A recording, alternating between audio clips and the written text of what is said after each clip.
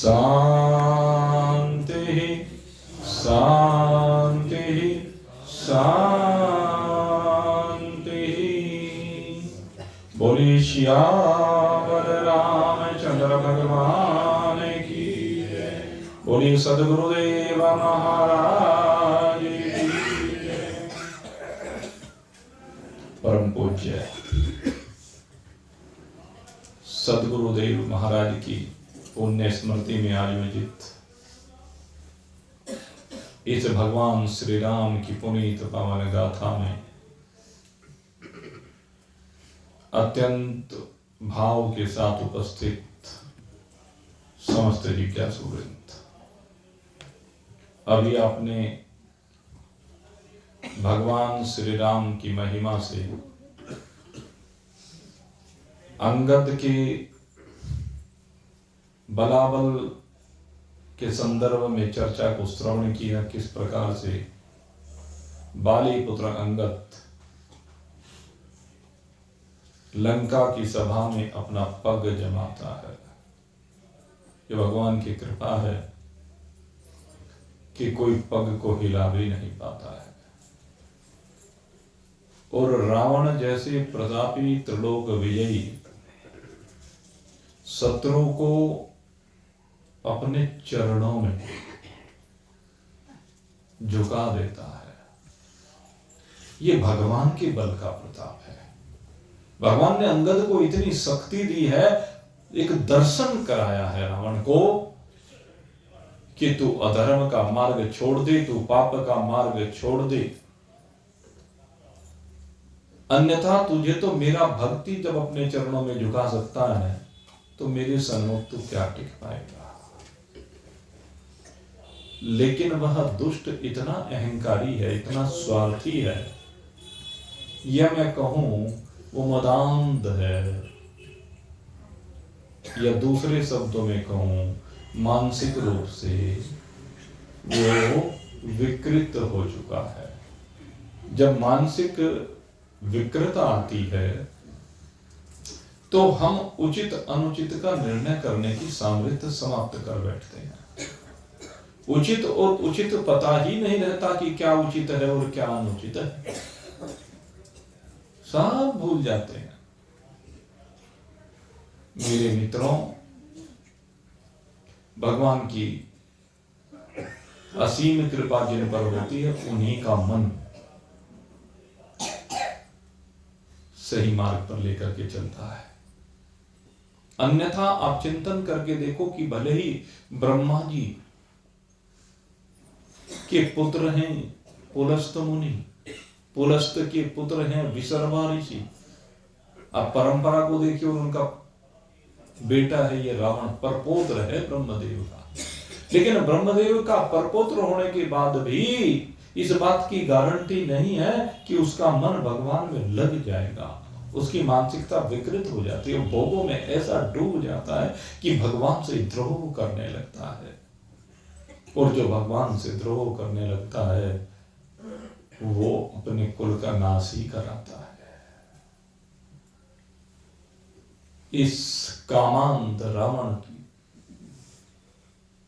विकृत मानसिकता ही तो है कि अपने सारे बेटों को युद्ध की अग्नि में स्वाहा कर देता है। वो मेघनाद जो इंद्र पर विजय प्राप्त कर लेता है, लेकिन अब पितृभक्त है और पिता की आज्ञा को पालन करने के लिए रण में उतर जाता है। और आप चिंतन करके देखें कि रावण और राम का जो युद्ध हुआ है उसमें केवल एकमात्र ये महावीर मेघनाद है। ये इतना प्रतापी है, 2 बार प्रतिकूल परिस्थिति आई है पूरे युद्ध में, तो दोनों बार केवल इस मेघनाद की वजह से भगवान ने इसकी पितृभक्ति का सम्मान किया है। और दूसरे उस सलोचना के पातिव्रत की शक्ति का प्रताप दिखाया है। जिस घर की नारियां पातिव्रत धर्म का पालन करती हैं, जिस धर्म की नारियां धर्म के पथ पर चलती हैं, जिस घर की नारियां उस घर की परंपरा को समझती हैं, जिस घर की नारियों में त्याग होता है, जिस घर की नारियां तपस्विनी होती हैं, जो अपने व्रत पर अडिग रहती हैं, उनके पति को आंच नहीं आती है।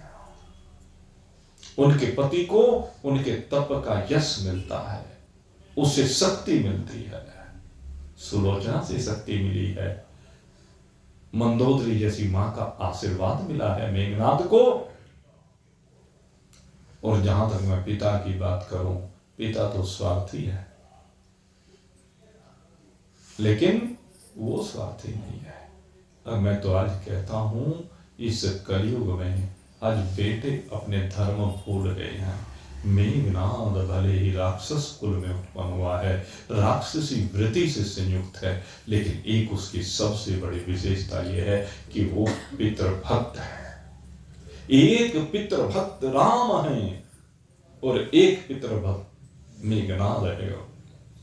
एक पतिव्रता उर्मिला है, एक पतिव्रता सुलोचना है। लेकिन अंतर क्या है?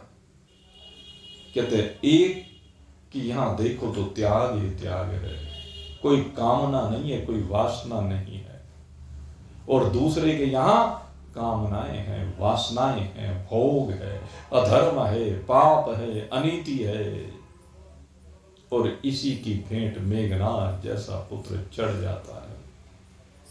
अन्यथा जितनी शक्ति मेघनाद को मिल रही है, किसी की इतनी हिम्मत नहीं थी कि उसको छू भी सके। काश ये मेघनाद सूर्य वंश में अगर उत्पन्न हुआ होता तो इसकी प्रसिद्धि, इसका त्याग स्वर्णिम अक्षरों में लिखा जाता। ये मेघनाद की विशेषता है। कितना प्रतापी था, कितना बलवान था कि भगवान तक को बांध देता है नागपाश में। और वो तो श्री हनुमंत लाल जैसे दास हैं जो वैकुंठ तक जाने की सामर्थ्य रखते हैं। मन की गति से वैकुंठ में चले गए और वैकुंठ से जाकर के गरुड़ को ले आए।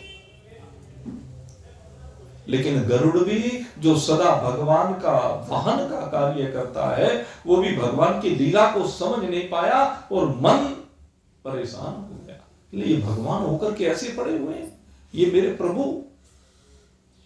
नारद जी ने समझा तब जाकर के समझ में आया, लेकिन संशय दूर नहीं हुआ।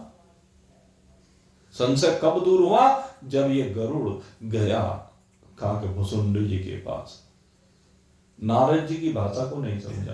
शंकर भगवान से पार्वती जी ने पूछा था क्या कारण है कि नारद मुनि ने समझाया तो भी संशय दूर नहीं हुआ, लेकिन काकभुसुंड जी के पास जाकर के संशय दूर हो गया। कहने समझे खगही की भाषा, कहने लगे पक्षी पक्षी की भाषा को समझता है। वहां पर जाकर के समझ आई। तो वो मेघनाद जिसने भगवान को भी नागपाश में बांध दिया, वीर घातनी शक्ति से लक्ष्मण जी को मूर्छित कर दिया। लेकिन वही मेघनाद जब लक्ष्मण जी के साथ युद्ध करता है और समस्त शक्तियां जो उसके पास थी उन सबको लक्ष्मण के ऊपर छोड़ता है और सारी शक्तियों को देखता है कि लक्ष्मण को प्रणाम करके वापस लौट करके आ रही हैं, श्रीहीन होकर के आ रही हैं। तब उसकी समझ में आता है कि ये भगवान की दी हुई शक्तियां हैं, तो ये भगवान के ऊपर निष्प्रभावी हो जाएंगी, क्योंकि भगवान की शक्ति है, भगवान को कैसे क्षति पहुंचा सकती है। और मन ही मन मेघनाद उस अंतकाल में अपने पिता को समझाने आता है, अपने पिता को आकर के उपदेश देता है, ये बेटा, क्योंकि उसे बोध हो गया है।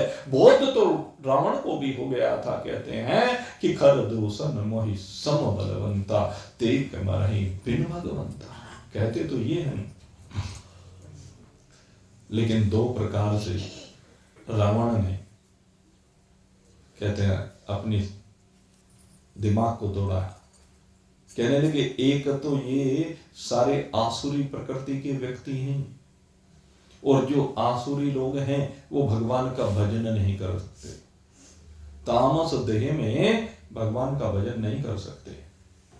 तो इससे अच्छा ये है कि इनको राम के साथ भिड़वा दूं, राम से युद्ध करा दूं, राम के साथ युद्ध करते हुए राम राम कहते हुए मर जाएंगे, अंतमता सुगता, उसी से इनकी गति हो जाएगी, ये कहा जाता है। दूसरी बात यह थी कि शरणागति को प्राप्त हो जाते।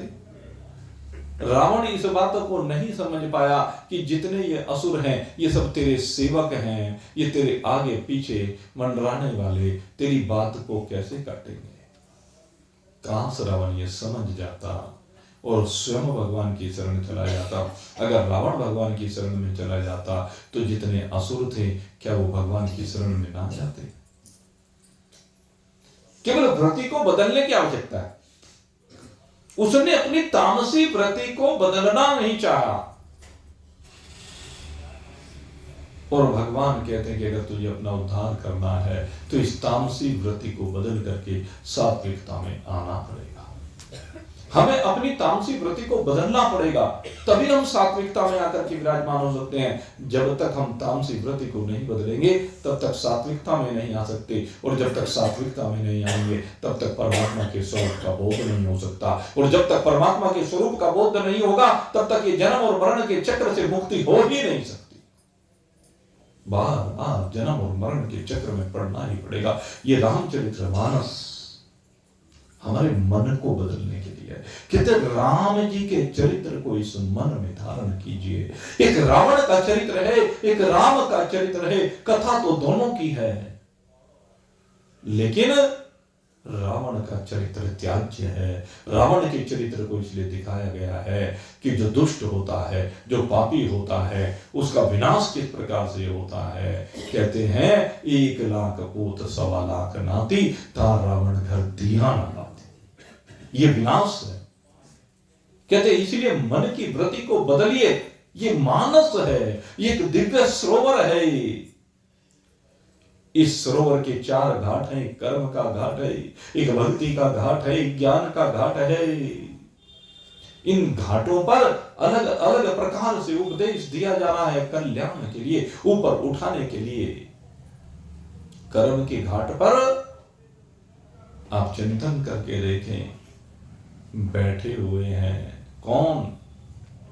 याज्ञवल्क्य जी और भारद्वाज मुनि संगम पर बैठे हुए हैं। वो कर्मयोग की कथा सुना रहे हैं।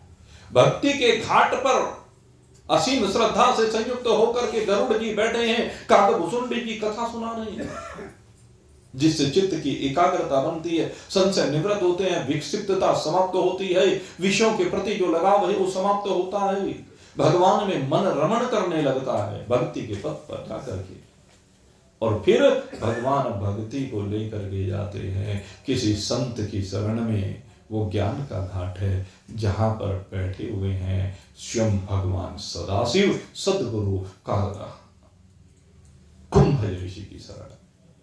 ये ज्ञान का घाट है।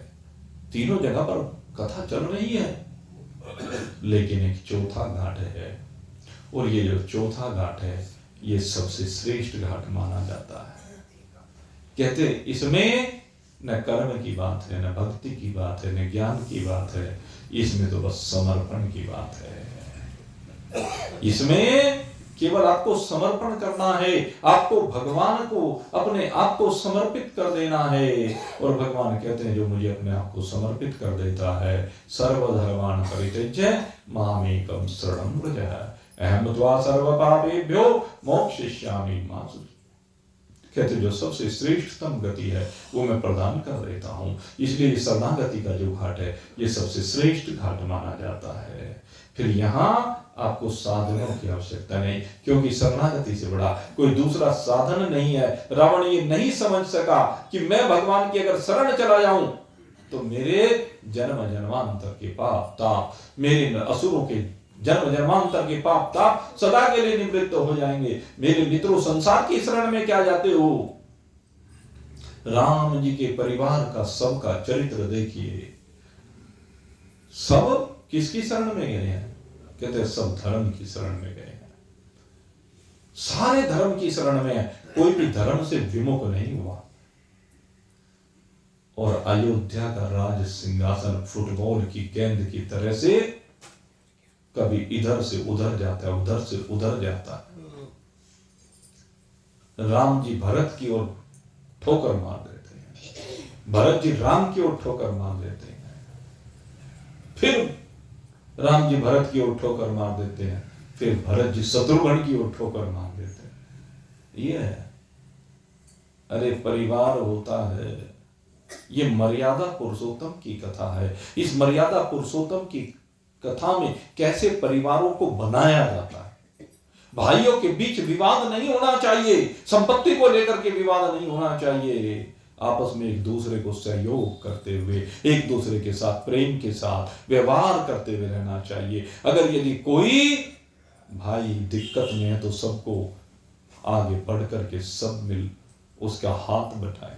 एक अकेला थक जाएगा, मिलकर हाथ बटाना ये कर्तव्य है, दायित्व है हमारा। और इस दायित्व का निर्वहन रामायण का प्रत्येक पात्र करता है। इस रामचरितमानस का हर पात्र इन संस्कारों से संयुक्त है। रामचरितमानस में जितने भी पात्र हैं उन सब के अंदर है तो केवल त्याग है। किसी की संग्रह की प्रवृत्ति नहीं, किसी की वासनाएं नहीं, किसी की चाहते नहीं, किसी के अंदर दूसरे का धन छीनने की प्रकृति नहीं, अपने को भी दूसरे के लिए समर्पित करने की भावना है। यही भगवान वेदव्यास जी ने जो 18 पुराणों की संरचना की है उन्होंने कहा है, कहने लगा अगर तू सुख चाहता है, अगर तू चाहता है कि तेरे लिए इस जीवन का प्रयोजन प्राप्त हो जाए, मंजिल मिल जाए, तो भगवान वेदव्यास जी कहते हैं कि बस 2 बातें हैं। अष्टादश पुराणेषु व्यासस्य वचनमद्वयम् परोपकाराय पुण्याय पापाय परपीडनम्। दूसरे को पीड़ा देने से बड़ा कोई कष्ट पाप नहीं है। और जब पाप करेगा तो दंड भुगतेगा, कष्ट मिलेगा, सजाएं मिलती रहेंगी। और कहते हैं परोपकाराय पुण्याय, परोपकार से बढ़कर के कोई पुण्य कर्म नहीं है। परोपकार माने इस जीवन को दूसरे के लिए समर्पित कर देना। जो अपने जीवन को दूसरे के लिए समर्पित कर देता है उसका जीवन भगवान का जीवन बन जाता है। फिर उसके जीवन की रखवाली भगवान करते हैं। उसके जीवन में तो किसी चीज की कमी आ ही नहीं सकती। एक बार करके देखो तो सही, महान पुरुषों के चरित्रों को देखो तो सही। महान पुरुषों ने सदा यही किया है। सबसे बड़ी आवश्यकता रामायण से इसी बात को सीखने की है। त्यागात् शांतिर अनंतरम। इस त्याग को अगर यदि सीख लिया, इस त्याग को अगर जीवन में धारण कर लिया तो जो शांति तुम चाहते हो वो मिल जाएगी। अन्यथा सिवाय भटकने के, पहले शरीर में भटकना है, फिर अन्य शरीरों में भटकना है, न जाने किसके शरीर में जाकर के भटकना पड़े, इस बात का कुछ पता नहीं, लेकिन भटकना ही पड़ेगा। थोड़ा थोड़ा आगे को हो लीजिए भाई, मिल के बैठ लीजिए, इधर वाले को इधर वाले भी जरा सा। और बीच में एक लाइन लगाई जा सकती है, अगर यदि बीच में कोई बैठना चाहे तो बीच में आ जाए, उससे फिर बाद वालों को भी रास्ता मिलता रहेगा। बोलिए श्यावर रामचंद्र भगवान की। तो ये रामायण आप श्रवण कर रहे हैं, 9 दिन से श्रवण कर रहे हैं। रामायण को श्रवण करने का लाभ आपको अपने जीवन में दिखाई देना चाहिए। इस रामायण को श्रवण करने से आपका जीवन बदला हुआ होना चाहिए। अगर रामायण श्रवण करने के बाद भी आपके हृदय में राम का अयन नहीं हुआ, और राम के अयन की पहचान यही है। राम के अयन की सबसे बड़ी पहचान यह है कि आप अपने जीवन को दूसरे के लिए समर्पित कर दें। और ये प्रगति का सूत्र है। एक कथा मुझे बहुत प्रिय है, वो अनेक बार सुनाने का अवसर मिला है, आज भी संक्षेप में सुना सकता हूं। हम लोग चाहते हैं प्रगति, तो प्रगति कब होती है, किस प्रकार होती है? एक कथा आती है कि एक बार भगवान अर्जुन और कृष्ण भगवान दोनों विचरण कर रहे थे। सामने एक मंदिर को देखा पहाड़ी के ऊपर, वहां पर भिखारियों की लाइन लगी हुई थी। वेश बदल करके भगवान वहां आए थे। तो एक भिखारी उठा और एक भिखारी ने जाकर के भगवान के सामने नारायण हरि की। अर्जुन ने देखा तो उसने अपनी झोली से निकाल करके एक स्वर्ण मुद्राओं की थैली दी। भिखारी बड़ा प्रसन्न हुआ, सोचने लगा कि हाँ, स्वर्ण मुद्राओं की थैली मिल गई, अब तो जिंदगी बदल जाएगी, अब तो मेरा जीवन बदल जाएगा, मेरा बच्चों का जीवन बदल जाएगा, ऐसी सुंदर कोठी बनाऊंगा, गाड़ी लाऊंगा, ये करूंगा, वो करूंगा, बहुत चीजें उसने चिंतन की। और चिंतन करने के बाद चल दिया अपने घर की ओर। अब जा रहा था, रास्ते में गंगा जी के किनारे से जब जा रहा था, सुनसान सा इलाका पड़ा, इतने में सामने से एक घुड़सवार आ रहा था। घुड़सवार ने देखा भिखारी बड़ा प्रसन्न हो रहा है, पूछा, अरे भिखमंगे इतना खुश क्यों हो रहा है? उसने पोटली, उसके मन में तो कोई पाप था नहीं, वो पोटली थी, उसको दिखाया, कहने लगे देख। कहने लगे क्या है? कहने स्वर्ण मुद्राएं। कहने तेरे पास इन स्वर्ण मुद्राओं का क्या काम? झपट्टा मारो, लेकर भाग गए। वो रोने के अलावा करेगा? अब फिर से रोना और रोता हुआ फिर से वापस आकर के मैं अपनी फिर से भीख मांगने लगा। इतने में भगवान ऊपर मंदिर होकर के नीचे आ रहे थे। नीचे आकर देखा उसने आकर फिर नारायण हरि कर दी। कहने लगे अभी तो तुझे स्वर्ण मुद्राओं की थैली देकर गया था। भाई दे के तो गए थे, लेकिन क्या करूं, मेरे साथ ऐसे ऐसे घटना हो गई, वो डाकू छीन करके ले गया। चलो कोई बात नहीं, एक पारस पत्थर निकाल करके उसके हाथ पर रखा। कहने लगे क्या है? कहने लोहे को सोना बनाने वाला पत्थर है, जिस लोहे को छू देगा वही सोना बन जाएगा। कहने तो बड़ी अच्छी चीज दी आपने। अब गया और जाकर के अब तो और बड़े बड़े ख्याल देखने लगा, अब तो मैं इतने व्यापार करूंगा, इतना बड़ा सेठ बन जाऊंगा, दुनिया में मेरे से बड़ा कोई सेठ नहीं होगा, ये होंगे नौकर चाकर, ये वो, दुनिया भर का संसार बचाना शुरू कर दिया। मनोराज्य इसी को कहते हैं। अब वो संसार उसने और जा करके कहने लगे कल बनाऊंगा, आज तो आराम से पढ़ के सोता हूँ। पढ़ के सो गया। सुबह उसकी घरवाली चली, गंगा जी से जल भर करके लाती थी। अब जो गंगा जी के से जल भरने के लिए जाती थी तो सामने एक ठोकर लगी, उसको पत्थर आ गया और वो जो घड़ा सर पर रखे हुए थे वो फूट गया। अब घर आई वापस, घर आकर के जो दूसरा पुराना घड़ा रखा हुआ था जिसके अंदर उसने छिपा करके वो पत्थर रखा था, अब उस घड़े को उठाकर ले गई। अब उस घड़े को उठाकर ले गई क्योंकि वो पुराना था। तो जब गंगा जी पर जल भरने के लिए खूब अच्छी तरह मांझ धो करके उसे साफ करके लाई, पानी भर के ले आई। सुबह वो उठा और सुबह जब वो उठा तो उसने देखा, अरे मेरा पत्थर कहाँ है? अभी तो उधर ढूंढने लगे, पहले घड़ा ही नहीं मिला। फिर घर वाले से पूछा, कहने घड़ा तो रखा, घड़ा देखा तो उसमें पत्थर मिला नहीं। कहने लगे इसमें पत्थर रखा हुआ था। कहने ये कंकड़ पत्थर जोड़ के क्या करेगा? जब तो रुपया पैसा तो मांग के लाना बंद गया, कंकड़ पत्थर जोड़ेगा क्या? अरे बड़ा कीमती पत्थर था। कैसा था? कहने लगे लोहे को सोना बना देता था। कहने तूने फिर इतनी कीमती चीज इसमें रखी क्यों? कहने चल रखी, बता है कहाँ? कहने लगे उसका कुछ पता नहीं। कि क्यों? सारी घटना बताई। कहने लगे गंगा जी में चला गया। अब वो जरा सी पथरी थी, अब वो भी चली गई बेचारी। अब फिर से आकर के भीख मांगने लगा और फिर कुछ समय के बाद एक बार फिर से अर्जुन की वो लीला दिखानी थी भगवान को, और भगवान को जो लीला दिखानी थी तो आए और आकर के देखा, आज फिर भिखारी ने जाकर के भगवान के सामने हाथ फैला दिया, नारायण हरि। अब जब नारायण हरि की तो भगवान ने देखा। अब अर्जुन कहने लगा अरे तू तो वही है, इतना माल दे दिया और तू फिर भी पारस पत्थर, उसके बाद में तेरी मांगने की आदत नहीं गई क्या? स्वभाव बन गया तेरे? कुछ लोगों का स्वभाव बन जाता है सदा रोने का, करते तो कुछ है नहीं, बस रोते रहते हैं। और वो रोना, आपको एक बात बता दूं, भगवान ने कहा ये यथा माम प्रपद्यन्ते तास तथैव भजामि मम वर्तमान वर्तन्ते मनुष्य पार्षद।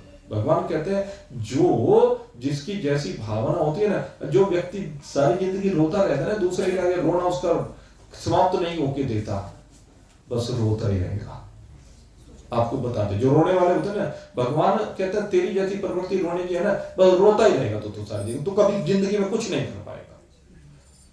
लेकिन जो हंसता रहता है, जिसका मनोबल ऊंचा होता है, जिसकी भावनाएं बढ़िया होती हैं, भगवान उसे समस्त भवसागर से बाहर निकाल देते हैं। ये सूत्र की बात बताता हूं। और जो ये व्यस्त लोग होते हैं वे कभी अपने को खाली नहीं छोड़ते, वे बहुत काम करते हैं, उनकी भावना बढ़िया होती है, उनकी बीड़ा उठाने की भावना होती है। और जब वे बीड़ा उठाते हैं तो भगवान कोई भी बीड़ा उठा ले, मेरे मित्रों, वो बीड़ा उठा हुआ अपने आप सब काम हो जाता है। हमने तो खूब देखा भाई, मेरे से ज्यादा इस बात को प्रैक्टिकल देखने वाला मैं तो कहता हूं कोई होगा नहीं। मैं तो अपने जीवन की बात आपको भाई अनुभव की बात बताता हूँ। महान पुरुषों के अनुभव होते हैं, हमने अपने गुरुदेव के देखा, हमने अनेक महान पुरुषों को देखा और फिर अपने जीवन में भी देखा हमने। अब आप देखिए, पता नहीं कितनी बार कितनी कथाओं के बीड़े उठे और मुझे तो पता नहीं चुटकी बजे काम पूरे हो गए। कैसे हो गए? क्योंकि लगने वाले पीछे साथी बहुत मिल जाते हैं, एक बार बीड़ा उठाने वाला नहीं मिलता। और जब बीड़ा उठाने वाला मिल जाता है तो काम यूं ही हो जाता है। आज तक किसी से कुछ मांगने की आवश्यकता नहीं पड़ी, अपने आप ही हो गए सब काम। तो भगवान को जो समर्पित हो जाते हैं, जिसको भगवान पर विश्वास होता है, वो बीड़ा उठाए तो सही, तो मकान बनाने का बीड़ा उठा तो सही, मकान बन जाएगा। तो समाज में कुछ काम करने का बीड़ा उठा तो सही, हो जाएगा। तू मंदिर बनाने का बीड़ा उठा के देख तो सही, बन जाएगा। ऐसा नहीं है कि ना बनेगा, अपने आप बन जाएगा। भगवान की कृपा है। हमने तो जहां भी देखा, जहां भी गए, गांव में भी किसी ने कल्पना भी नहीं की, गांव में गए और गांव में जा जाकर के इतने भव्य और दिव्य मंदिर भगवान ने बनवा दिए, उनकी हम कल्पना भी नहीं कर सकते, बगैर किसी से एक पैसा मांगे बनवा दिए। तो ये क्या है?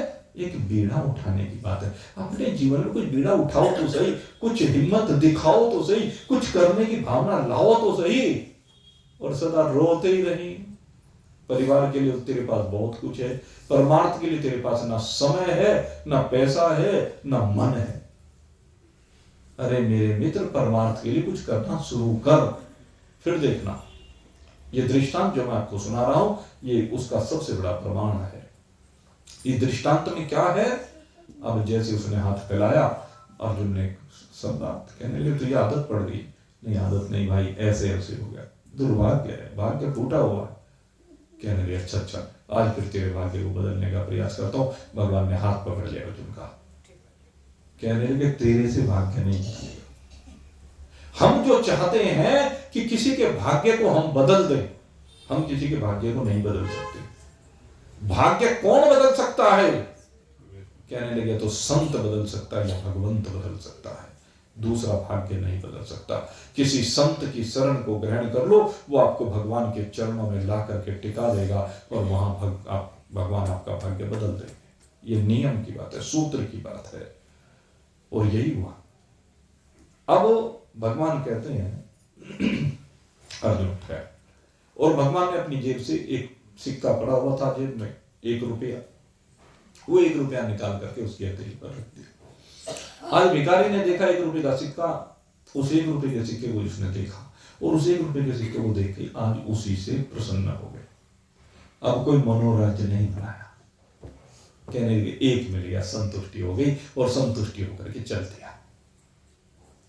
अब जब संतुष्टि होने के बाद वो चल दिया, तो गंगा जी के किनारे किनारे वो रोज उसका वही मार्ग था, गांव में जाया करता था।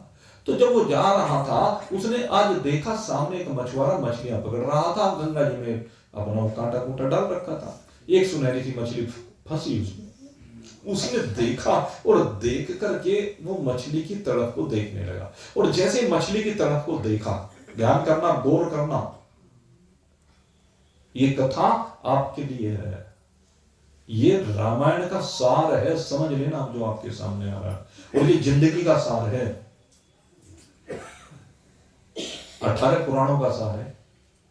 उसने देखा मछली को तड़पते हुए, और जब मछली को तड़पते हुए देखा, उसने कहा मछुआरे तो ये क्या कर रहा है, तो बेचारी से निरी मछली को, ऐसा ही मछली को क्यों परेशान कर रहा है, ये बड़ी दुखी हो रही, कैसे तड़प रही है, तो उससे इसकी तड़प नहीं देखी जाती। कि नहीं, मेरे से तो नहीं दिखती, मुझे तो कोई तरफ दिखाई नहीं देती, तो मेरा तो धंधा है, रोज यही काम करता हूं, मेरा तो रोज का अभ्यास है। हमारा भी रोज का अभ्यास बन गया गला काटने का, ऊंची नीची बातें कहने का, निंदा करने का, दूसरे के ऊपर आरोप लगाने का, पाप करने का, अधर्म करने का, अनीति करने का, कटु वचन बोलने का, दूसरे को नीचा दिखाने का, अपने को ऊंचा सिद्ध करने का, ये स्वभाव बन गया। कहने लगे तू बड़ा पापी है, लेकिन मेरे से इस मछली की तरफ देखने, तो इसको छोड़ दे। कहले भाई नहीं, मैं नहीं छोड़ सकता, मैं तो मार्केट में ले जाकर के बेचूंगा, तब मेरे बच्चे भोजन कर पाएंगे। कहले लेकिन मेरे से देखा नहीं जा रहा। नहीं देखा जा रहा, तू यहां से चल भाई। कहले कैसे छोड़ के चल दूं इसको, इसको विपत्ति में पड़ा हुआ देखकर भी मैं चल दूं, ये मेरे से सहन नहीं हो रहा है। कहले अच्छा एक बात बता, तू इसको बाजार में बेच के? कि हाँ। कहने लगे कितने पैसे की बेचेगा? कहने लगे 1 रुपया लगेगा। अब उस भिखारी के पास 1 रुपया भगवान का दिया हुआ था, उसने आज आओ देखा मैं हूं, और वो जो 1 रुपया भगवान ने दिया था, वही 1 रुपया मछुआरे के हाथ में रख दिया। कहने लगे अब इसे छोड़ दे। नहीं छोड़ता नहीं। बोल कहां? मैंने तो तुझे बेची है, इसको तुझे लेना पड़ेगा। कहां लेगा बता? अब वो जो भिक्षा मांगने के लिए कमंडलू था, उसको उसने साफ किया, गंगा जल भरा, कहने लगे इसमें छोड़ दे। उसने सोचा कि कमंडलू में लेकर के भाई फिर गंगा जी में छोड़ दूंगा, थोड़ी दूरी पर ले जाकर के।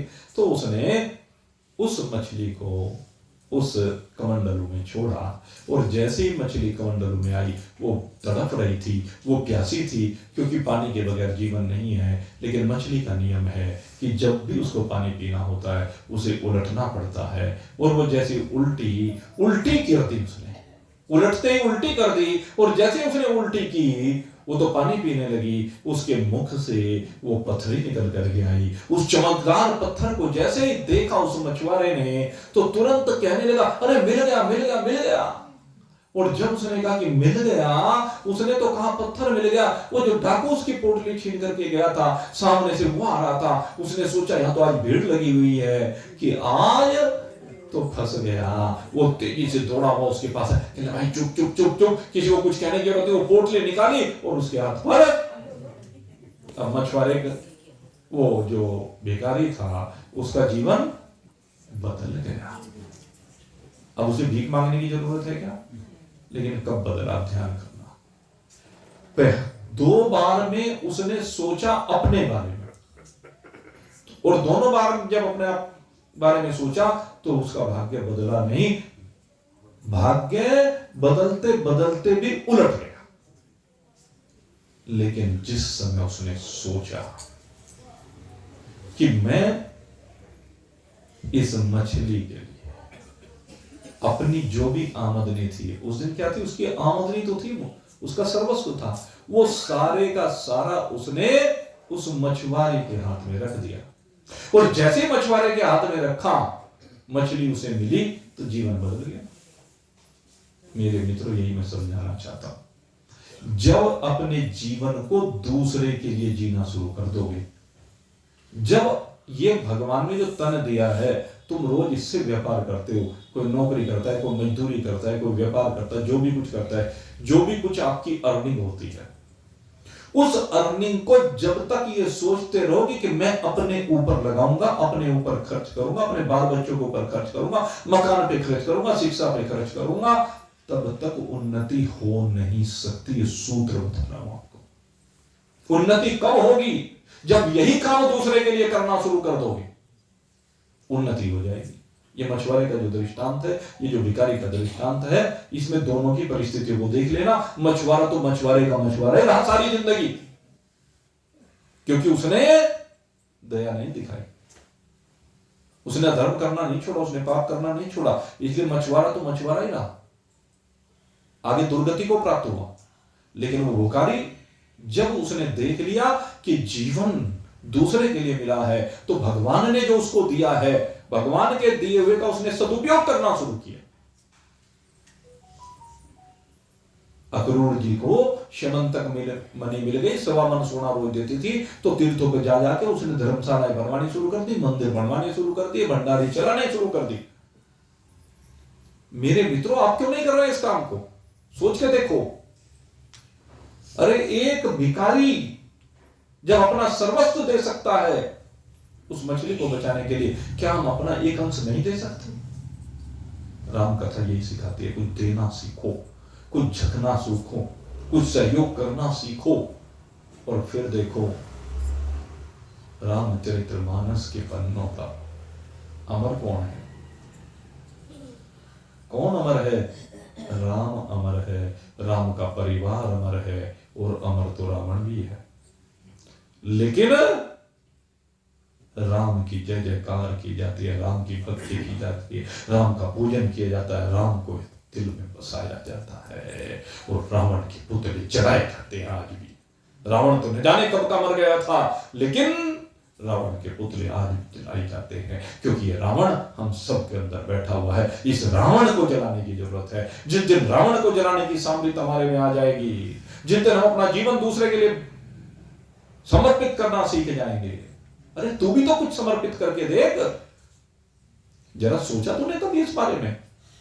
किसी मंदिर में जाता है तो मंदिर में जाकर के मुझे कुछ समर्पित करना चाहिए कि नहीं करना चाहिए? जब भंडारों को देखता है तो भंडारे में जाकर के मुझे भी कुछ सहयोग करना चाहिए। कभी सोचा कि अपने ऊपर कभी गलानी नहीं आई कि मैं बच्चों का तो पेट पाल रहा हूं, लेकिन कभी किसी गरीब के बारे में मैंने कभी सोचा नहीं?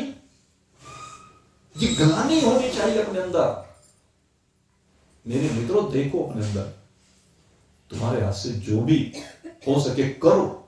ज्यादा नहीं हो सकता, थोड़ा करो।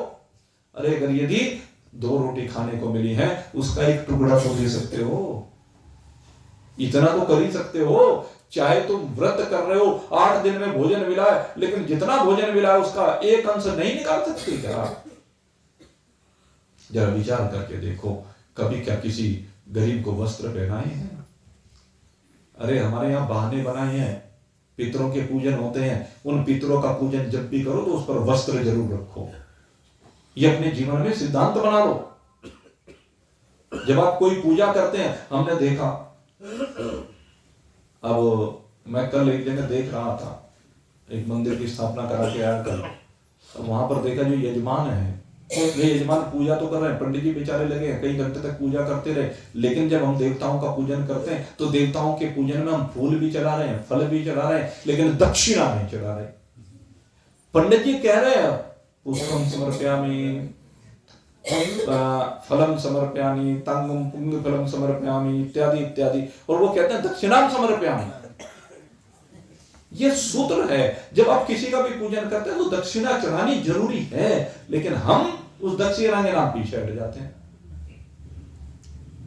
अरे मेरे मित्र, जब तुम वहां पर एक सेब चढ़ा रहा है, एक केला चढ़ा रहा है, एक संतरा चढ़ा रहा है, एक आम चढ़ा रहा है, एक अमरूद चढ़ा रहा है, वहां पर मिठाई चढ़ा रहा है, तो वो सब तो चढ़ा रहा है, लेकिन अगर तूने एक सिक्का भी वहां पर चढ़ा दिया, एक नोट वहां पर चढ़ा दिया, उसमें तेरे पास क्या भाव आ गया? तू शास्त्र की प्रक्रिया को पूरा नहीं कर रहा है, वो अधर्म बन जाता है वहां पर। क्योंकि जब भी कोई संकल्प किया जाता है, संकल्प में आप जब पुष्प आदि ले रहे हैं, चावल आदि ले रहे हैं, तो उसके साथ में दक्षिणा को लेना भी अनिवार्य है। ये ध्यान रखना, ये हमारे नियम की बात है, कर्मकांड का ही विधान है। कोई भी आपका दान किसी भी वस्तु का बिना दक्षिणा के पूर्ण नहीं होता। ये आपको बता दूं, आप किसी को कोई वस्त्र देना चाह रहे हैं तो उसके ऊपर एक सिक्का जरूर रख कर दीजिए, जो अपनी सामर्थ्य है। कोई वस्त्र दे रहे हो, भोजन करा रहे हो, कुछ भी करा रहे हो, बिना दक्षिणा के मत दीजिए।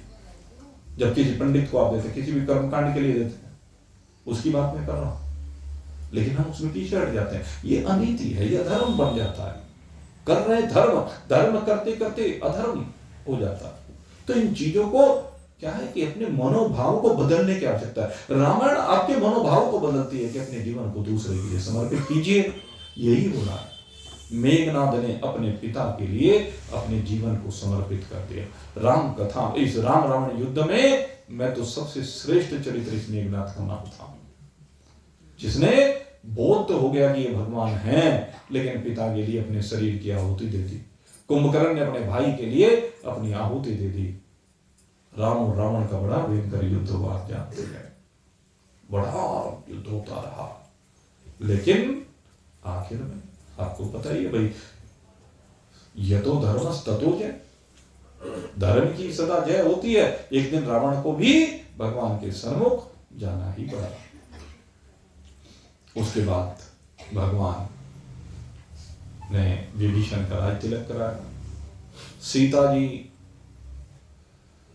को लेकर के आए, लेकिन सीता जी की कोई कहता है अग्नि परीक्षा हुई, और मुनीषी कहते हैं, गोस्वामी जी महाराज ने कहा है कि भगवान ने सीता जी को जो अग्निदेव को सौंपा था, अग्निदेव से अपनी सीता जी को वापस लेने का बहाना ढूंढा, क्योंकि वो तो छाया सीता थी, वो सीता थी ही नहीं। जो रावण के यहां पर गई वो वास्तव में सीता जी नहीं थी, सीता जी की छाया थी, निज प्रतिबिंब, उनका प्रतिबिंब था वो, केवल उसको वहां पर छोड़ा था। तो वो सीता जी का आगमन हुआ, भगवान सीता जी को लेकर के वापस गए पुष्पक विमान पर, साथ में सब चले, भारद्वाज ऋषि के आश्रम पे आए, और भारद्वाज ऋषि के आश्रम पे आने के बाद फिर कहते हैं कि हनुमान जी को कहा भाई कल हम पहुंचेंगे वहां पर, कार्तिक मास की अमावस्या के दिन पहुंचेंगे, तो चतुर्दशी की बात है। तो चतुर्दशी को अब भरत जी तैयारी कर रहे हैं नंदीग्राम में कि राम जी आएंगे, राम जी आएंगे, राम जी आएंगे। अब राम जी के आने की बात तो है, लेकिन वहां कोई सूचना नहीं है, बड़ी प्रतीक्षा कर रहे हैं। और आखिर में भरत जी कहते कि मैं तो अपने प्राण त्याग दूंगा, लकड़ियां लेके आओ, मेरे लिए चिता तैयार करो। अब सब जगह गुप्तचर भेजे हुए हैं, अब तो कोई रास्ता नहीं रहा, प्रातः काल अगर यदि राम जी नहीं आए तो मैं तो अपने शरीर को त्याग दूंगा। अब भरत जी तो वहां तैयारी कर रहे हैं, इतने में अब उन्होंने तो सोचा नहीं थी आकाश मार्ग से भी आ सकते हैं, इतने में आकाश मार्ग से श्री हनुमंत लाल भगवान श्री राम की जय जयकार करते हुए नंदीग्राम में पहुंचे। और नंदीग्राम में भरत जी ने जैसे श्री हनुमंत लाल को देखा, अब तो शुभ शकुन होने लगे हैं। और जब शुभ शकुन हुए तो दोनों का मिलाप हुआ। श्री हनुमंत लाल जी ने सूचना दी कि भगवान आज भारद्वाज ऋषि के आश्रम पर रुक गए हैं और कल प्रातः वो अयोध्या में प्रवेश करेंगे, आपके पास आएंगे, आपका मिलन होगा। अब तो हर्ष का ठिकाना नहीं है। अब पूरी अयोध्या में अब तैयारियां शुरू हो गई है। भरत जी आनंदित हैं। भरत जी भी आज कहते हैं कि मेरी जो कुटिया है, मेरी जो झोपड़ी है, कहने लगे इसके भाग खुल जाएंगे, वो क्योंकि राम आएंगे। मेरी झोपड़ी के भाग आज खुल जाएंगे, राम आएंगे, राम आएंगे, आएंगे राम आएंगे। मेरी झोपड़ी के भाग आज खुल जाएंगे, राम आएंगे, राम आएंगे, आएंगे राम आएंगे। मेरी झोपड़ी के भाग आज खुल जाएंगे, राम आएंगे। मेरा जन्म सफल हो जाएगा, मेरा जन्म सफल हो जाएगा। क्यों? क्योंकि राम आएंगे, राम आएंगे तो मेरा जन्म सफल हो जाएगा। कहना उनकी प्रतीक्षा में तो मैं जी रहा हूं, राम आएंगे, मेरा जन्म सफल हो जाएगा। तन झूमेगा और मन गीत गाएगा, तन झूमेगा और मन गीत गाएगा। प्रभु सुंदर मेरी किस्मत चमकाएंगे, राम आएंगे, राम आएंगे, आएंगे राम आएंगे। मेरी झोंपड़ी के भाग आज खुल जाएंगे, राम आएंगे, राम आएंगे, आएंगे राम आएंगे। मेरी झोपड़ी के भाग खुल जाएंगे, राम आएंगे। और अब तो भरत जी तैयारी करने लगे, राम जी आएंगे, प्रतीक्षा कर रहे हैं कि इस तरह से रात्रि बीते। और उधर अवध में तैयारियां प्रारंभ हो गई हैं, क्योंकि जैसे ही अवध में पहुंचा संदेशा, अब तो सब महारानियां बड़ी प्रसन्न है, कहने लगे अब तो राम जी आ रहे हैं, इसलिए सब तैयारी कर रहे हैं। और उसी समय प्रातः काल अब तो आकाश में गड़गड़ाहट हुई है। और जैसे ही आकाश में गड़गड़ाहट हुई है, आकाश में सबकी दृष्टि गई है और देखा बड़ा दिव्य, बड़ा भव्य, बड़ा अलौकिक विमान। अयोध्या वासियों ने तो पहली बार उस विमान को देखा होगा। अब उस पुष्पक विमान को देखा और वो विमान आकर के उतरा है नंदीग्राम में। नंदीग्राम में जैसे विमान उतर करके आया, उसी समय कहते हैं कि बस ऐसी अद्वितीय स्थिति है भरत जी की, बस एक टक देखे जा रहे, आंखों से अश्रुओं की धारा का प्रवाह हो रहा है।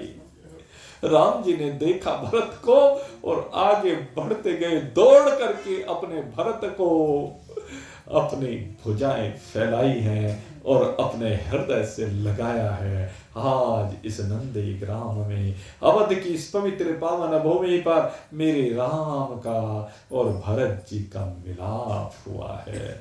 ये दिव्य मिलाप है, अलौकिक मिलाप है। जन्म जन्म की प्रतीक्षा आज समाप्त हो गई है और आज भरत जी ने आज्ञा दी है और सब माताओं ने आज्ञा दी है और आज तो बड़ा दिव्य उत्सव मनाया जा रहा है, क्योंकि दीपावली मनाई जा रही है।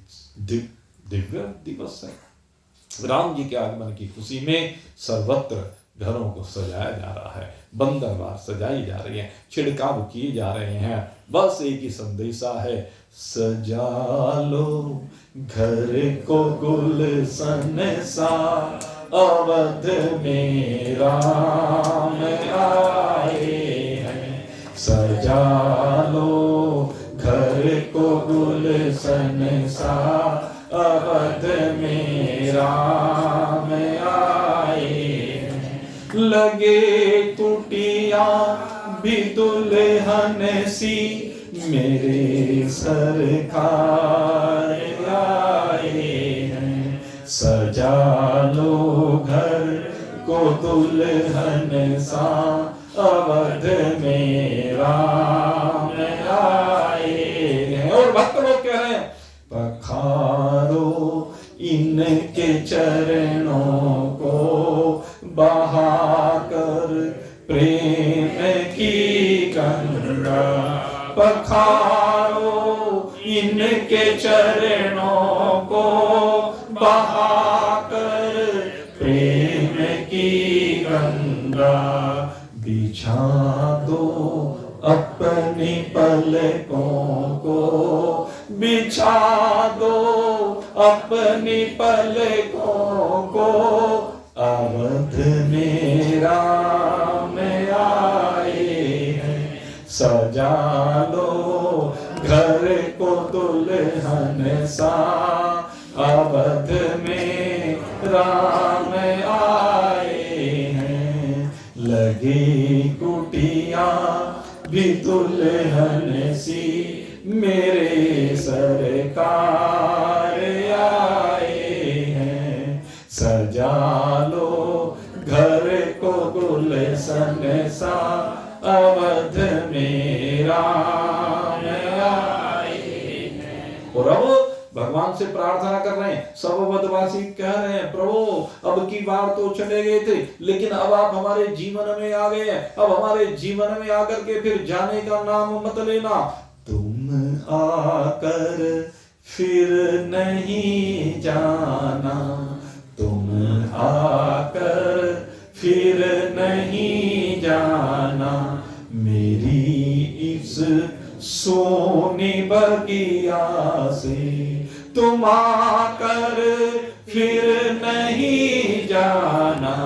मेरी इस सोनी बगिया से कहूँ हरदम यही सबसे, कहूँ हरदम यही सबसे, मेरे सरकार आए हैं। सजा लो घर को गुलशन सा, अवध में राम आए हैं। लगे कुटिया भी दुल्हन सी, मेरे सरकार आए हैं।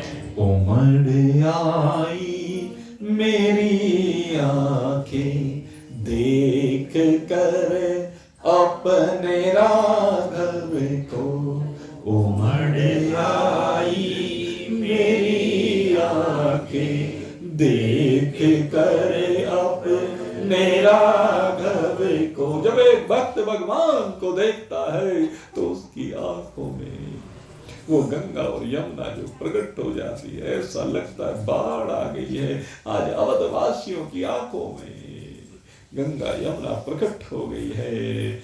उमड़ आई मेरी आंखें देख कर अपने राघव को, हुई रोशन मेरी गलियां, हुई रोशन मेरी गलियां, मेरे सरकार आए हैं, सजा लो घर को गुलशन सा, अवध में राम आए हैं, लगी कुटिया भी दुल्हन सी, मेरे सरकार आए हैं, हमारा मन भी है अर्पण, हमारा मन भी है अर्पण, हमारा मन भी है अर्पण, हमारा तन भी है अर्पण, समर्पित कर दो श्रद्धा से, समर्पित कर दो श्रद्धा से, मेरे सरकार आए हैं, सजा लो घर को गुलशन सा, अवध में राम आए हैं, लगे कुटिया भी दुल्हन सी, मेरे सरकार आए हैं, बिछाओ फूल राहों में, बिछाओ फूल राहों में, चुनो हर बाग से कलियां, हर बाग में जितने भी पुष्प खिले हुए, जितनी कलियां कहने लगे सब ले आओ। और भगवान आज अवध में जा रहे हैं नंदीग्राम से, सारे मार्ग पर पुष्प बिछा दो। आज इतने पुष्प भगवान के मार्ग में बिछ जाने चाहिए कि बस भगवान ने जितने कटीले ककरीले पथरीले रास्तों पर चले हैं और उनसे जितने जख्म बने हैं, जितने छाले उनके चरणों में पड़े हैं, आज इतना कोमल मार्ग इनको दो कि सारी थकान भूल जाए। बिछाओ फूल राहों में, चुनो हर बाग से, करो चल कर चरण वंदन, चल करो चल कर चरण वंदन, मेरे सरकार आए हैं, सजा लो घर को गुलशन सा, अवध में राम आए हैं। और क्या करो, सब आदेश दे दिए गए। अयोध्या में ढिंढोरा पिटवा दिया गया, जलाओ दीपों की माला, जलाओ दीपों की माला, अवध की सोनी गलियों में। जिन भगवान के जाने के बाद अवध की गलियां सूनी हो गई थी, अंधकार में रहती थी, प्रकाश की किरणें दिखाई नहीं देती थी। आज कहते हैं कि सर्वत्र दीपों की मालाएं सजा डालो, जगमगा डालो इस अवध को। जलाओ दीपों की माला, अवध की सोनी गलियों में, उतारो आरती चलकर, उतारो आरती चलकर, अवध में राम आए हैं, सजा लो घर को गुलशन सा, अवध में राम आए हैं, लगे कुटिया भी दुल्हन सी, मेरे सरकार आए हैं। रघुवर का है दिल में प्यार, रघुवर का नयन में प्रेम के आंसू, है दिल में प्यार, रघुवर का नयन में प्रेम के आंसू। आंसुओं से चरण धोना। आज भगवान जब आए तो उनके चरण प्रत्येक अवधवासी की आंखों के अश्रुओं से धोने हैं, क्योंकि आज पूरा अवध रो रहा है। पहले गम के आंसू थे, बिछो के आंसू थे, आज खुशी के आंसू हैं। आंसुओं से चरण धोना। खुशी के आंसू ठंडे हुआ करते हैं, दुख के आंसू गर्म हुआ करते हैं। भगवान के चरणों की थकान दूर हो जाएगी। आंसुओं से चरण धोना, अवध में राम आए हैं। सजा लो घर को गुलशन सा, अवध में राम आए हैं। लगे कुटिया भी दुल्हन सी, मेरे सरकार आए हैं। सजा लो घर को गुलशन सा, मेरे राम आए हैं। आए हैं आज राम आए हैं। तो राम जी आए हैं। अब तो सब अवधवासी दौड़ दौड़ करके दर्शन करने के लिए आ गए। आज अवध के नागरिकों की स्थिति का वर्णन कोई नहीं कर सकता। कितना उत्साह है राम के आने का, और सब राम के दर्शन करना चाहते हैं, राम से मिलना चाहते हैं कि राम हमारे सबसे प्रिय हैं। 14 वर्ष तक कहते इस अवध में सब ने केवल भगवान का स्मरण किया है, भगवान को याद किया है, भगवान की याद में आंसू बहाए हैं। भोग तो सब भूल गए हैं, इसलिए सबका आज योग हो रहा है और भगवान ने उनकी मनोस्थिति को देखा है। और उसी समय अमित रूप प्रगटे तेहि काला, जथा जोग मिले सबहि कृपाला। अमित रूप में भगवान प्रकट हुए हैं और सबसे यथा योग्य जिसका जैसा जैसा नाता है उनके साथ वैसे वैसे मिले। वशिष्ठ जी के चरणों को छुआ है, माताओं के चरणों को छुआ है, भाइयों से मिले हैं, साथियों से मिले हैं, बच्चों को आशीर्वाद दिया है। जो जिस भावना के साथ आया था, जाकी रही भावना जैसी,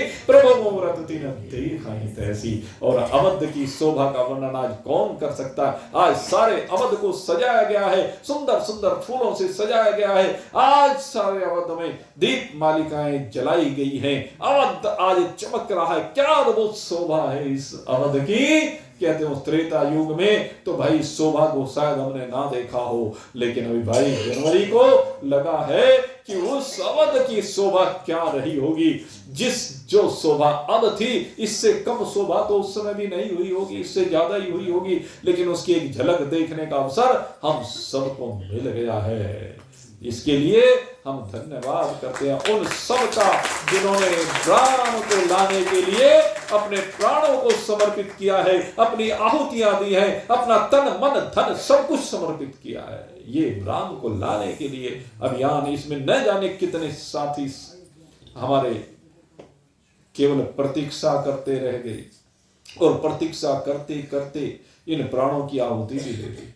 कितने उस युद्ध में मारे गए, कितने उस ढांचे को तोड़ने में अपना बलिदान दे करके चले गए। लेकिन आज मुझे लगता है कि वैकुंठ में बैठे हुए वो भी प्रसन्न हो रहे होंगे, वो भी उस दिव्य झांकी को देख रहे होंगे। जो हमारे रामलला सरकार आए तो वही झांकी जब वशिष्ठ मुनि जी आज उस अवध के राज सिंहासन पर आज भगवान का अभिषेक करते हैं, बड़े मंगल गायन होने प्रारंभ हो जाते हैं। वशिष्ठ जी आए हैं, अनेक अनेक ऋषि महर्षि राजे महाराजे देवता और यहाँ तक कहा जाता है कि महाराज दशरथ और समस्त पूर्वज आ करके गगन मंडप में विराजमान हुए हैं और वहां पर सुमन वर्षा होने लगी है। देवताओं ने स्तुतियां करनी प्रारंभ की है, ब्राह्मणों ने मंगल गायन करना प्रारंभ किया।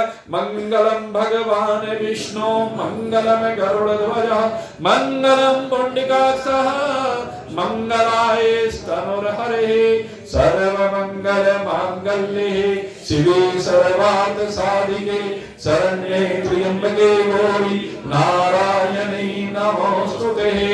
और वशिष्ठ मुनि ने स्वस्ति वाचन प्रारंभ किया है। ओम स्वस्ति नः इंद्रो वृद्धश्रवाः स्वस्ति नः पूषा विश्ववेदाः स्वस्ति नस्तः ऋक्षो अरिष्टनेमिः स्वस्ति नो बृहस्पतिर्दधातु।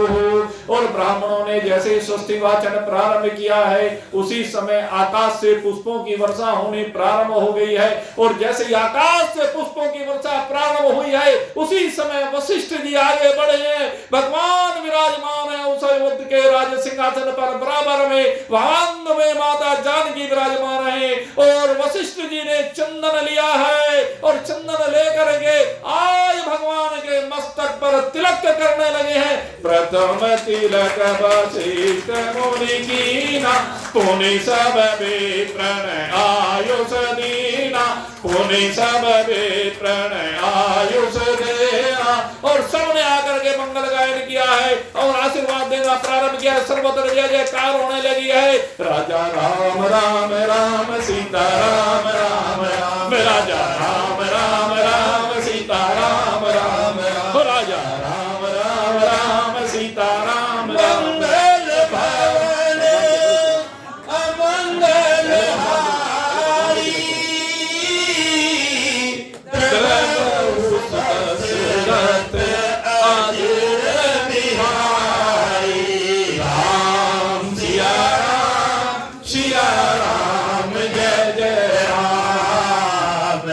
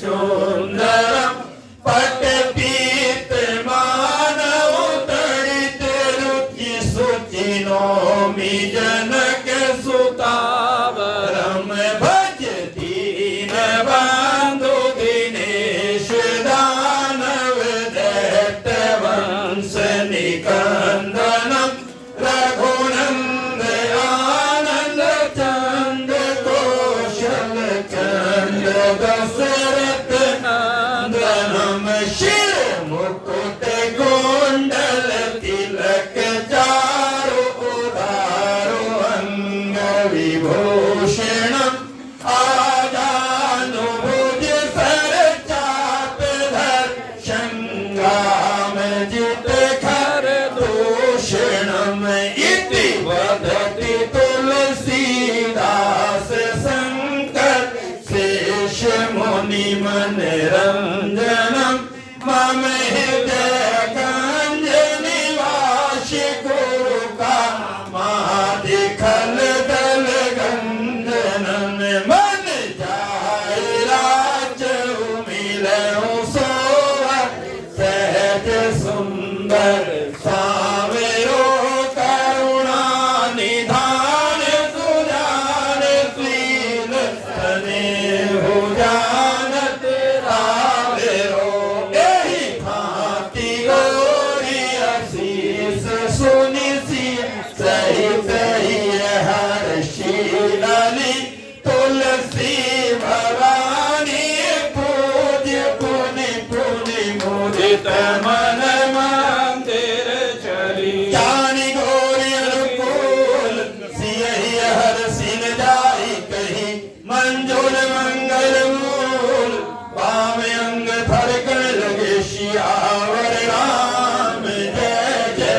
राम मेरे प्रभु राम जय जय राम राम जय सिया राम जय जय सिया राम जय राम राम जय सिया राम जय जय सिया राम जय राम रे राम जय सिया राम जय जय सिया राम जय राम राम जय सिया राम जय जय सिया राम जय राम रे राम दीन दयाल विरद संभारी राम राम हरऊ नाथ मम संकट भारी राम रे राम जय सिया राम जय जय सिया राम जय राम राम जय सिया राम जय जय सिया राम जय राम राम कलियुग केवल नाम आधारा राम राम सुमेर सुमेर नर उतरहि पारा हमारे राम जय सिया राम जय जय सिया राम जय राम राम जय सिया राम जय जय सिया राम जय राम बोल सच्चिदानंद भगवान की जय राजा रामचंद्र भगवान की जय लखन लाल की जय भरत भैया की बोली सियावर रामचंद्र भगवान की जय। भगवान श्री राम विराजमान हुए और जिस कार्य के लिए वनवास गए थे वो कार्य पूर्ण होने के बाद समस्त विश्व में राम राज्य की स्थापना हुई। और राम राज्य की विशेषता क्या है, हम राम राज्य किसे कहते हैं? तो राम राज्य गोस्वामी जी महाराज कहते हैं दैहिक दैविक भौतिक तापा राम राज्य काहू नहीं व्यापा। कहते तीन प्रकार के जीवन में जो कष्ट होते हैं राम जी के राज्य में वो तीनों ही प्रकार के कष्ट किसी को नहीं होते हैं। और किसको नहीं होते हैं? कहते जिसको माया ना व्यापे। गरुड़ जी को काकभुसुंड जी यही समझाते हैं। कहते मैंने जब से रघुनाथ को अपना बनाया है, जब ते रघुनायक अपनाया, तब ते मोहिना व्यापी माया।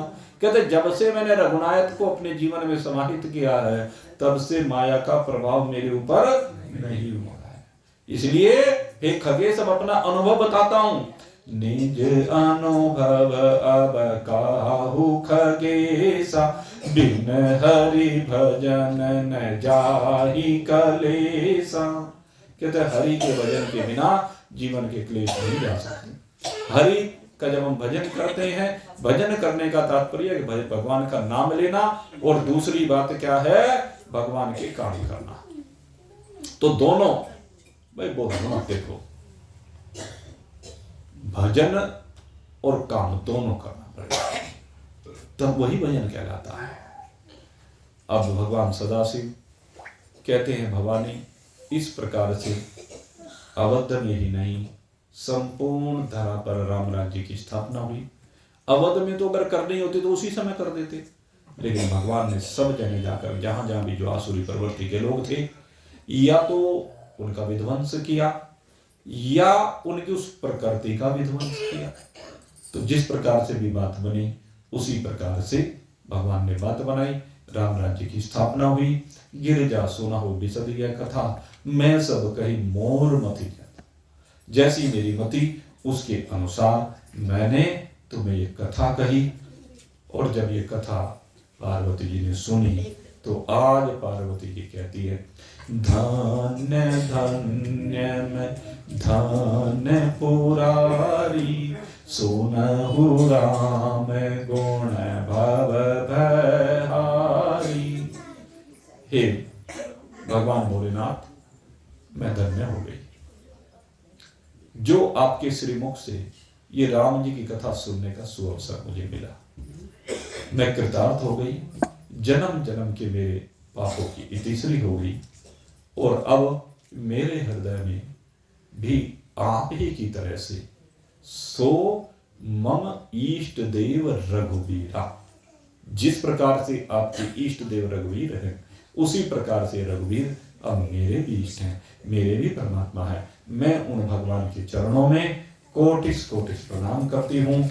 और इस प्रकार से भगवान सदाशिव ने ये राम कथा पार्वती जी को सुनाई है, काकभुसुंड जी ने गरुड़ जी को सुनाई है, याज्ञवल्क्य जी ने भारद्वाज ऋषि को सुनाई है, कुंभज ऋषि ने भगवान भोलेनाथ को सुनाई है। और जिसने भी इस कथा का श्रवण किया है, ओम पाप हरम सदा शिव करम विज्ञान भक्ति प्रदम, माया मोह मलापहम सुविमलम प्रेमाम्बुपूरम शुभम।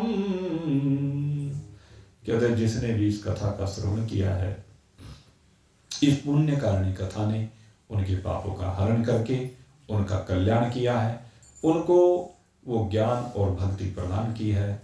माया रूपी मोह से वो सदा सदा के लिए विनिर्मुक्त हो गए, क्योंकि उनके अंतःकरण का मल दूर होकर के अंतःकरण सुविमल बिल्कुल निर्मल हो गया है। और उस निर्मल अंतःकरण में भगवान के प्रेम की धारा का प्रवाह हो रहा है, जिससे उनके लिए वो शुभकारी हुई है, कल्याणकारी हुई है। इति श्रीमद् रामचरितमानसमिदं भक्त्या अवगाहन्ति ते संसार पतंग घोर किरणैः दह्यन्ति नो मानवः। कहते हैं यहीं पर भगवान की इस दिव्य गाथा को गोस्वामी जी महाराज ने विश्राम दिया। भगवान वाल्मीकि जी ने इस कथा को विश्राम दिया, और हम भी आप सभी के लिए, क्योंकि हम तो केवल कथा का एक तिल मात्र भी अंश आपके सम्मुख नहीं रख पाए हैं, क्योंकि हरि अनंत, हरि कथा अनंत, कथा भी अनंत है, हरि के चरित्र अनंत हैं और हरि तो अनंत है ही। लेकिन जितना भी तिलमात्र आपको रखा है वो सारा राम रूप है।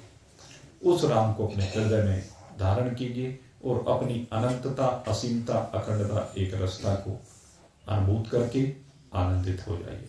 आप सभी के लिए हम बहुत बहुत शुभकामना करते हैं, भगवान से प्रार्थना करते हैं कि उनका वरदस्त सदा आपके शीश पर विराजमान रहे। मैं आप सबके लिए शुभकामना करता हूँ। और जो भी यहाँ कथा में हेतु बने हैं, जिन्होंने भी यहाँ पर जिस भी रूप में सेवा की है, बहुत से लोग ऐसे हैं जिन्होंने प्रसाद की व्यवस्था में भी सहयोग किया है और आप लोगों ने सबने आकर के भाव के साथ, प्रेम के साथ इस कथा का श्रवण किया है। अनेक अनेक रूपों में प्रत्यक्ष अप्रत्यक्ष रूप से जिसने भी सहयोग किया है, हम आप सभी का हृदय से आभार व्यक्त करते हैं और आप सभी के लिए भगवान की कृपा आपके ऊपर सदा बने रहे, ऐसी भगवान से प्रार्थना करते हैं। और यहीं पर अब कथा को विश्राम देने जा रहे हैं और अब मंगलवार से जो हमारा दैनिक सत्संग होता है, वो मुझे कुछ कार्य है तो तो मंगलवार से वो कथा अपनी श्रीमद् भगवत गीता 6ठा अध्याय चल रहा है और 6ठे अध्याय में सबसे दिव्य प्रसंग जो मन के संशय हैं, उन संशयों को निवृत्त करने के लिए 6ठा अध्याय है, उसकी चर्चा चल रही है। जहाँ चर्चा को छोड़ा था वहीं से उस चर्चा को आगे लेकर के चलेंगे। और एक आप लोग इस बार विचार कर रहे होंगे कि हम प्रतिदिन ये भाई शिव कुमार को क्यों समय दे रहे हैं। सबके मन में भाव आ रहा होगा। तो भाई देखो, एक गुरु का दायित्व होता है कि अपने निर्देशन में अपने शिष्य को आगे बढ़ाए। जहां कहीं त्रुटि की गुंजाइश हो, उस त्रुटि को दूर करने का प्रयास करें और अपने इस अभियान में सदा उसके लिए शुभ कामना करते हुए भावना रखें कि वो इस परंपरा को आगे बढ़ाए। तो भगवान की कृपा से हमें बहुत शीघ्र, भगवान ने चाहा तो अभी अप्रैल में इस राम कथा की परंपरा को आप देखेंगे आगे बढ़ता हुआ। और अति शीघ्र देखो, आगे तो भगवत इच्छा है, अप्रैल में नवरात्रियों में एक कथा आपको इस शिव कुमार के श्रीमुख से ही सुनने को मिले। इसीलिए हमने ये प्रयास किया है। भगवान इसके ऊपर कृपा करे और भगवान इस परंपरा को आगे बढ़ाए तो हमें अत्यंत प्रसन्नता होगी। क्योंकि अगर यदि हमारी इस परंपरा में कोई भी आगे बढ़ता है तो मुझसे ज़्यादा प्रशंसा और किसको हो सकती है। क्योंकि एक गुरु अपने शिष्य को आगे बढ़ता हुआ जब देखे, उस परंपरा को आगे बढ़ता हुआ देखे, तो ये परंपरा क्योंकि भगवान से चली आ रही है। एवं परंपरा प्राप्त राज ऋषियोक्त, भगवान कहते हैं हम चाहते हैं कि परंपरा आगे बढ़ती रहनी चाहिए, तभी आगे जन जागरण होता रहेगा। भगवान की कृपा सदा बनी रहे, मेरा आशीर्वाद सदा साथ में है। और मैं आज यहीं पर अब अपने गुरुदेव के श्री चरणों में कोटि से प्रणाम करते हुए, जिनकी वाणी से हमें प्रेरणा मिली है, जिनकी वाणी ही मैं समझता हूँ मेरा मार्गदर्शन करती है, और उन्हीं की वाणी इस वाणी के साथ समाहित होकर के आपको मार्गदर्शन देती है। मैं उन अपने सदगुरुदेव महाराज परम सद्य श्री श्री 1008 श्रीमत परमहंस परिव्राजकाचार्य ब्रह्मनिष्ठ ब्रह्मविद ब्रह्मलीन स्वामी विशुद्धानंद जी महाराज के पावन श्री चरणों में कोटि सह प्रणाम करते हुए, अपने इस शरीर को प्रदान करने वाले माता पिता के चरणों में कोटि सह प्रणाम करते हुए, समस्त देवी देवताओं, पितृगणों, महान पुरुषों, ऋषि मुनियों सबके चरणों में, और जड़ चेतन जग जीव जग सकल राम में जान, सबको राम में जानते हुए समस्त चराचर जगत के चरणों में प्रणाम करते हुए यहीं पर इस कथा को अब विश्राम दे रहा हूं। बोलिए श्याम रामचंद्र भगवान की जय, बोलिए सच्चिदानंद भगवान की जय, और मूढ़वंशी वाले की जय, श्यावर रामचंद्र भगवान की, उमापति महादेव की जय, पवन सुत हनुमान की बोलो भाई सब संतन की बोलो भाई सब भगतन की जय जय श्री राम जय जय श्री राम जय जय श्री राम। बोल सचिया जोता वाली माता तेरी सरा